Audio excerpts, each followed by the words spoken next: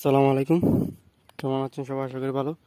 আজকে আমার মরিচের জন্য মালচিং কাঠটা নিয়ে আসলাম মরিচের হোল করার জন্য। এগুলো দেখতে পাচ্ছেন, এগুলো হোল করতেছে আজকের উপর সেচ দিয়ে রোপণ করে দেবে। এখানে রাত্রে বৃষ্টি হয়েছে, বৃষ্টিতে তেমন কোনো কাজ হয় না, কিন্তু এখন আবার সেচ দিতে হবে। তো তার আগে মালচিং কাটারটা কেটে নিচ্ছি। আমি একেবারে সহজ পদ্ধতি আপনাদেরকে দেখাবো। এভাবে চাইলে আপনারা নিজেরা মালচিং কাটার বানিয়ে নিতে পারেন। এখানে দুইটা পদ্ধতি আছে। একটা হচ্ছে এটা এটা একটা স্টার শেপের ক্যাং। এটা গ্রাইন্ডার মেশিন দিয়ে কেটে নিছি, আমি নিজেই কাটছি এটা, যেহেতু আমার গ্রাইন্ডার মেশিন আছে।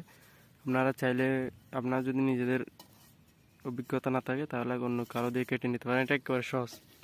দেখেন, এরকম দিয়ে এরকম একটা হোল করে নেবেন, হয়ে যাবে। আর একটা হচ্ছে এটা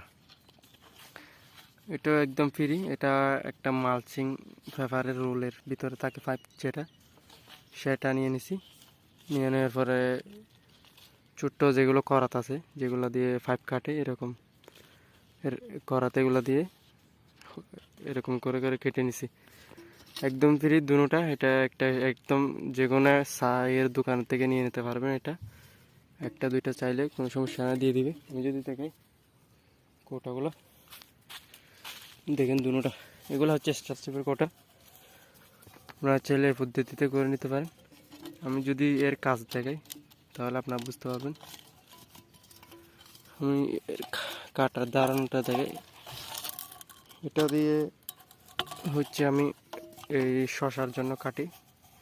শশার যেগুলো পেপার থাকে শশার জন্য, এটা দিয়ে একটু ছোটো হয়, তাই বড় একটা নিয়ে আসছে। এটা মরিচের জন্য একটু বড় করতে হবে, নাহলে আপনাদের অনেক সমস্যা হয়। মরিচের গোড়া, ওই নিচের মালচিং পেপারের গরমটা, হিটটা মরিচের গোড়ায় লেগে গোড়া পচে যায়, নেমাটোড চলে আসে। তাই একটু বড় নিয়ে নিলাম এটা। আর এটা হচ্ছে একটু ছোটো, এটা ছোটো সাইজের, এটা একটু বড়। তো আমি যদি কাটারটা একটু দেখাই, আপনাদেরকে একটু কাটার সিস্টেমটা দেখাইলে বুঝতে পারবেন।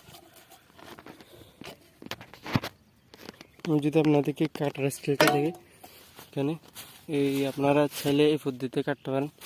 যারা মালচিং পেপার নেবেন, এখান থেকে এখানে 1.5 ফিট থাকে, তাই আপনারা এখান থেকে এই পর্যন্ত দিয়ে দিলে 1.5 ফিট হয়ে যাবে একটার জন্য। আমি এই পদ্ধতিটা কাটবো। দেখে ছোট্টরা কিন্তু কাটতে কিন্তু সহজ। এরকম একটা মুসর দিলে হয়ে যাবে।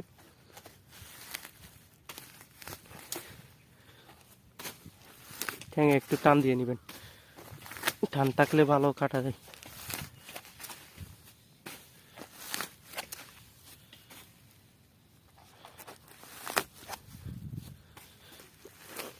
ফেরিতে একেবারে এগুলা এই রেত দিয়ে একটু একটু ধারালো করে নিতে হয়। ধারালো করে নিলে কাটা যায়, কারণ কিছুক্ষণ কাটার পরে মাটির ঘর্ষণে এটা গিয়া হয়ে যায়, দাঁতটা চলে যায়। আবার যেগুলা করার দাঁড়াত দেয়, এগুলা দিয়ে আর একটু কেটে নিলে নিমিশে আবার কাটতে শুরু করে। এবার এবার আপনারা যারা অল্প পরিসরে চাষ করেন, আপনারা ছেলেভাবে কেটে নিতে পারেন।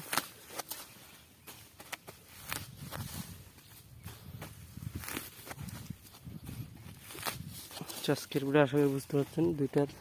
দুই রকম সুবিধা। ওটার একটু সুবিধা কম, কারণ ওটা শুধুমাত্র আমি ফুলটা বড় করার জন্য নিছি। সবসময় আমি এটা দিয়ে কাটি, এটা একেবারে করা।